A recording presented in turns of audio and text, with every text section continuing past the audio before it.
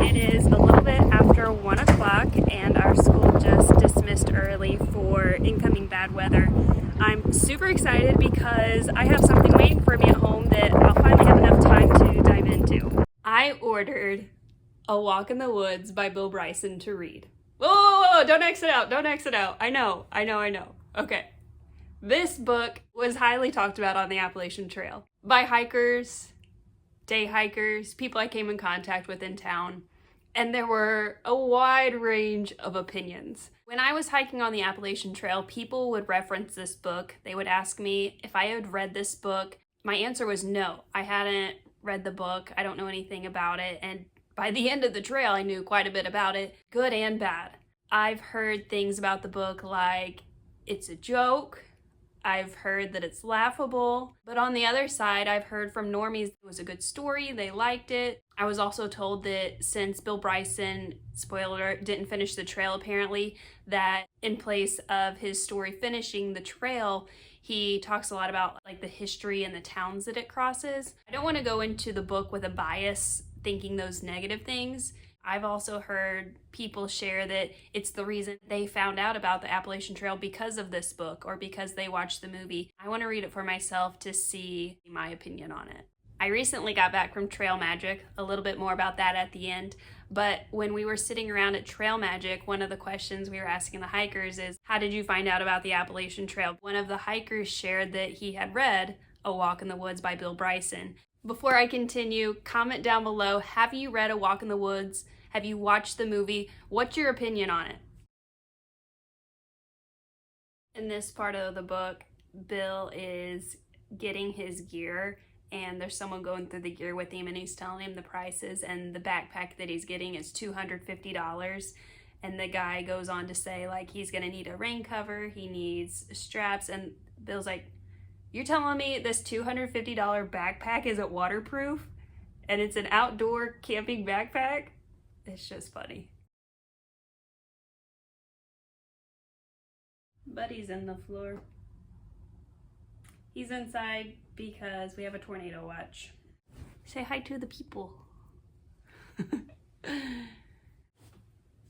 Okay, I just made chapter 2. I have to say, I already like it. I'm a reader, and having already hiked the Appalachian Trail, like, this first chapter is so exciting. He's getting his stuff, he's prepping. I think I'm gonna like the book. So Bill's talking about if a bear came into camp, how scared he would be. And he said, what on earth would I do if 4 bears came into my camp? Why, I would die, of course. Literally shit myself lifeless. I would blow my sphincter out my backside like one of those unrolling paper streamers you get at children's parties. I dare say it would even give a merry toot. Gotta love some bathroom humor. I've just made it to chapter 3, and chapter 2 ends with someone in the airport fear-mongering Bill.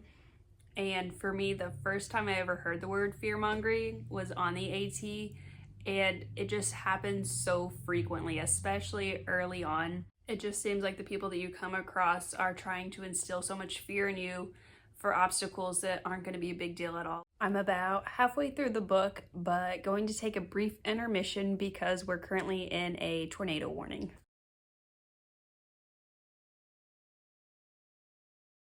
All of you folks in Farmington and point south along 67 need to be prepared and in your safe place as we speak. Lots of lightning right now, raining.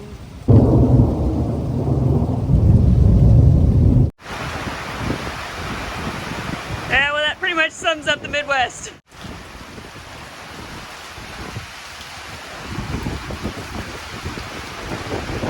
Alright, our tornado warning just got knocked down to a thunderstorm warning, so we are in the clear and I'm gonna get back to reading.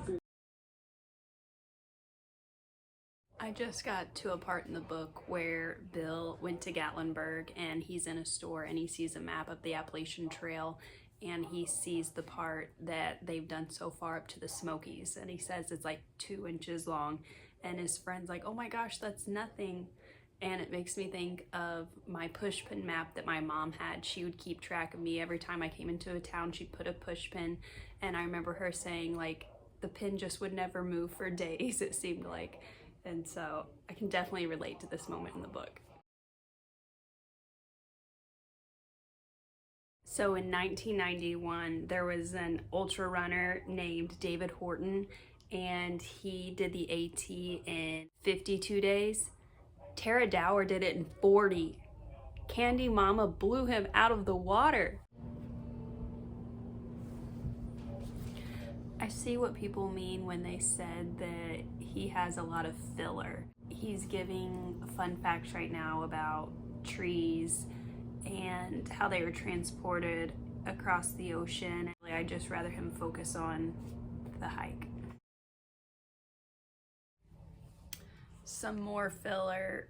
He's talking heavily about the Civil War and its significance in Harper's Ferry, but he's focusing a lot on this battle and like the people involved. Not necessarily what I want to read about if I'm reading a trail book, like maybe just a little history, but I mean, it's like pages about it. More filler. So Bryson is in Pennsylvania and he's talking about how there was coal in Pennsylvania and then there was petroleum in Pennsylvania, and he's talking about the miners, and it just seems off topic. Like, yes, he's in the area where that was like a booming industry, but do I care?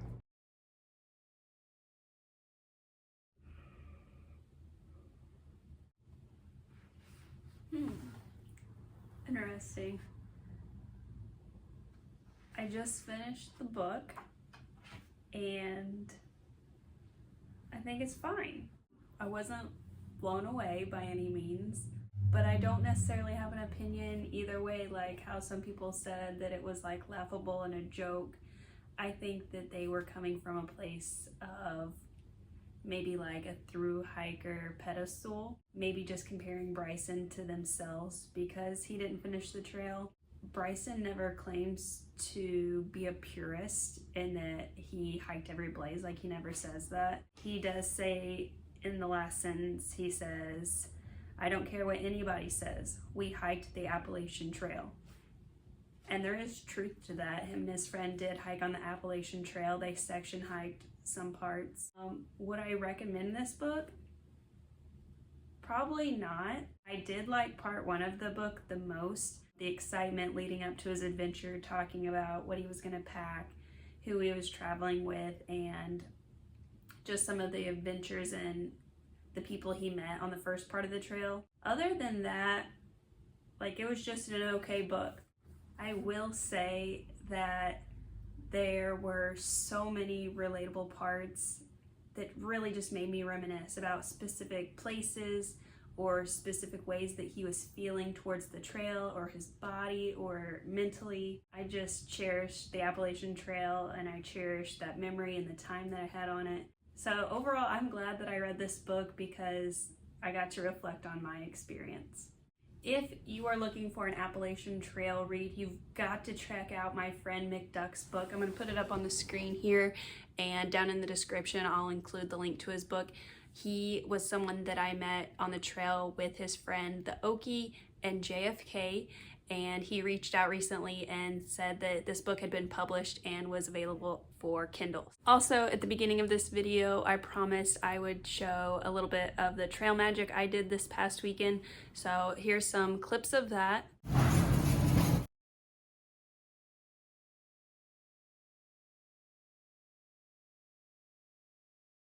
We're at Max Patch. We're gonna do trail magic for some hikers. Would, but I don't want to.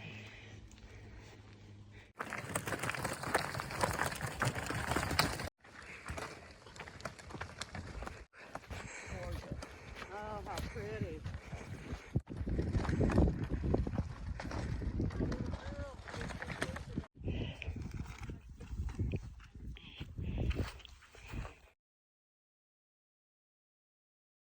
How's it going so far? Great.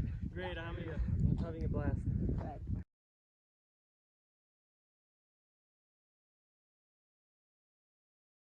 Where are you all from? From Ohio. Ohio. Okay. We just finished a picnic lunch that we packed from town. How many hikers have we had so far? 7. To the trail.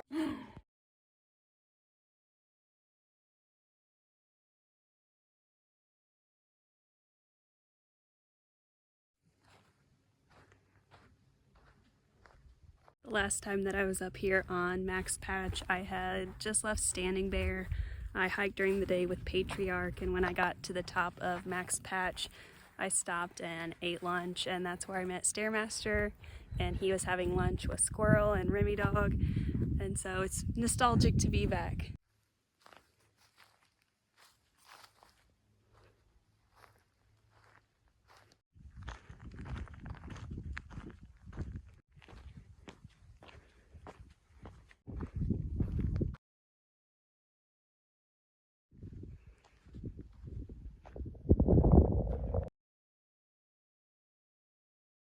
How many, Laura?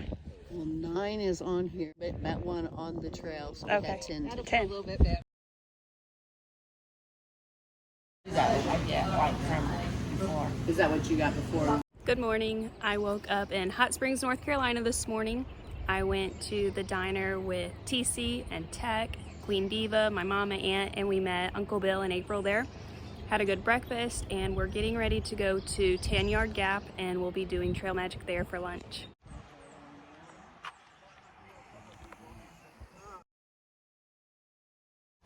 Look at that. Let's see. The LTs.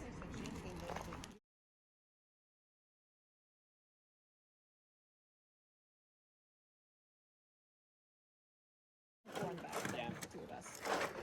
Steve. It's a lovely thing to do.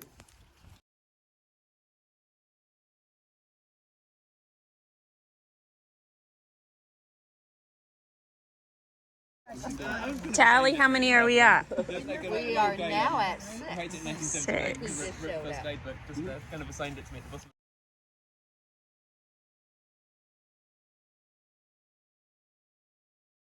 The storm has passed, and there is such a beautiful sunset right now. Wow.